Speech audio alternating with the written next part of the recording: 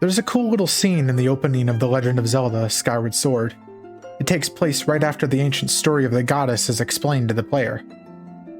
After a devastating war against demons, the last survivors of humankind are put on an island and lifted high into the sky by the goddess Hylia. This is done in the hopes that the demons would never be able to reach the humans again, and that they would stay safe from harm far above the clouds. Then we see this rotten avocado show up and scream like somebody dropped an ice cube down its shirt. Okay, clearly that's not the moment I'm referring to. It's actually the very first cutscene of the game. You're treated to a glimpse of life on a huge mass of floating land that people actually live on. They ride a bunch of colorful shoebills like they're horses, for Pete's sake. In retrospect, it doesn't actually sound that far-fetched for a Zelda game. Once you're given control of Link, take a seat on the royal throne for a moment, and head outside of the Knight Academy, you're treated to a soft melody while the game takes a step back and just shows you this.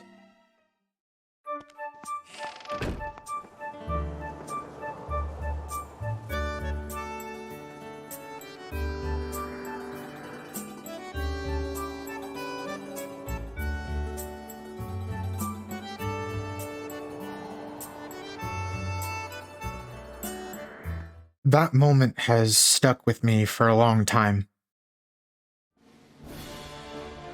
Skyward Sword is often looked at in a pretty bad light, and for good reasons too. There's the constant hand-holding the game does to you, or the very few bosses and locations you have to repeat. There's the disgustingly atrocious motion controls, and oh my god, don't even get me started on this game's equivalent of Navi called Fi.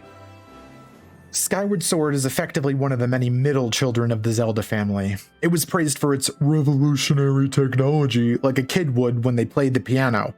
But then after the kid grew up, it shifted from good to mediocre, and then from mediocre to outright bad.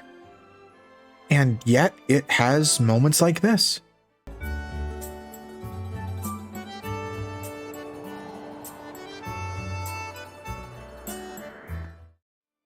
And I think this is what really makes Skyward Sword shine in comparison to other Zelda games.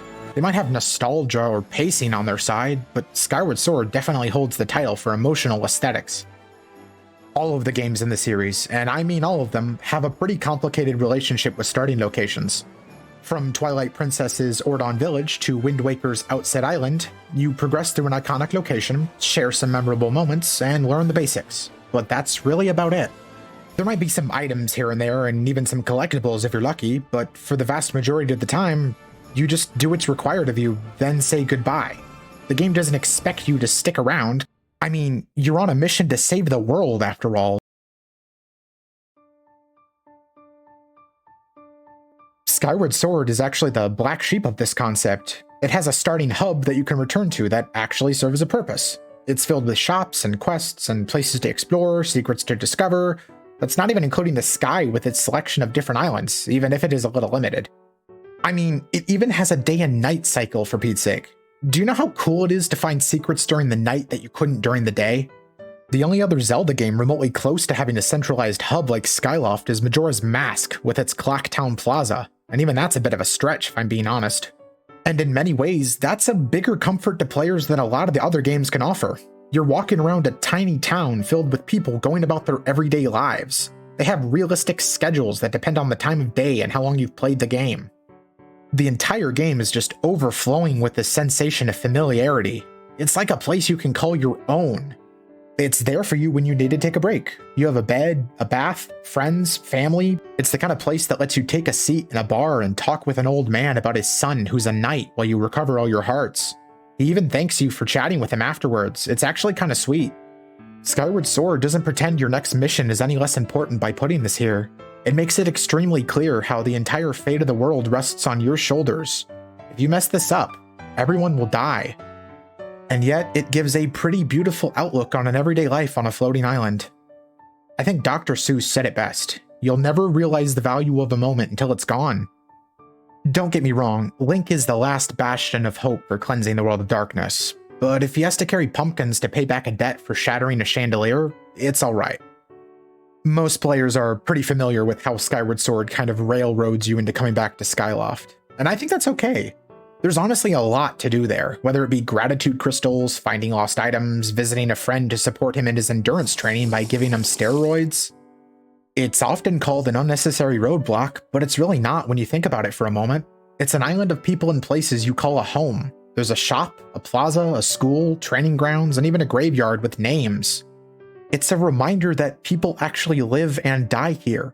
Some places have static designs. You can't exactly eat, and there's no method to go fishing or hunting unless you consider slimes safe enough to consume.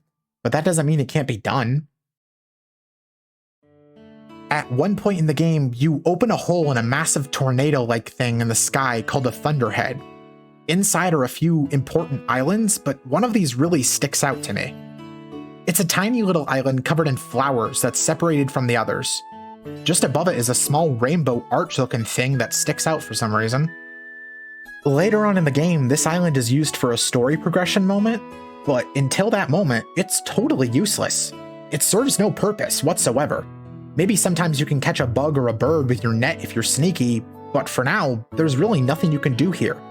What's really funny is that typically there's a soft melody that plays when you land on it, along with any of the other floating islands in the sky, but for my personal playthrough, it must have gotten glitched or something because there wasn't any music. All I could hear was the grass under Link's boots when he walked, or the distant humming of the wind when it passed him by. At first it was kind of creepy, but then I just got used to it. The island is functionally useless. It has no greater purpose or meaning. It's a one and done down to its very core. But I can never stop myself from coming back to it just to enjoy the atmosphere. And that's why I come back to it so often. It just makes me realize that this game is really cozy. Skyloft wants you to know there's someone you can fall back on when you need a break. It's a shoulder to lean on when you can't go on anymore. You can sit back, relax, and enjoy the time that you have. You can't be expected to steam through a prophecy in a single day. The surface is a dangerous place, and Skyloft is a safe haven from those dangers. Unless, of course, you get caught in the sightline of that stupid lemur monkey cat looking thing that can somehow fly. I mean, how can it fly? It's like the game is telling you that it's okay that you're still a kid.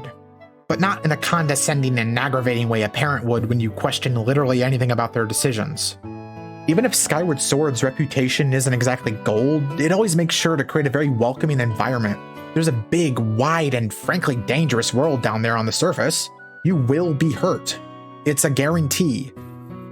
But with all this danger and death everywhere, it makes you cherish just how much of a home Skyloft really is. The only thing holding Link back from going into the unknown of the sky is an invisible wall, and this assumed stamina that the Loft Wings have. But honestly, why would you want to? Skyloft is everything I could have asked for. Its peacefulness is a testament to the wonder of game design, and that's a respect I have that keeps growing by the day. You're at home in Skyloft, so take it easy. Don't be afraid to lounge around for a bit. It's in the name, after all.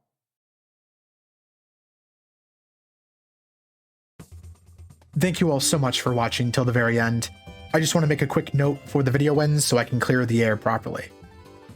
This entire video is heavily inspired by this video, who was created by this person on this channel. I don't claim any credit for the type of presentation I've made. The whole reason I made this was out of a deep respect for Jacob Geller's presentation style. His work is absolutely phenomenal, so I highly recommend checking out his channel for more. As for the footage, each of the clips I used will be properly credited in the description. If I got any of the credit wrong for whatever reason, please let me know. I hate not giving smaller channels the attention they deserve. Thank you so much for giving me a moment of your time, and I hope you all have a wonderful day. This is Redwing Frost telling you to stay frosty.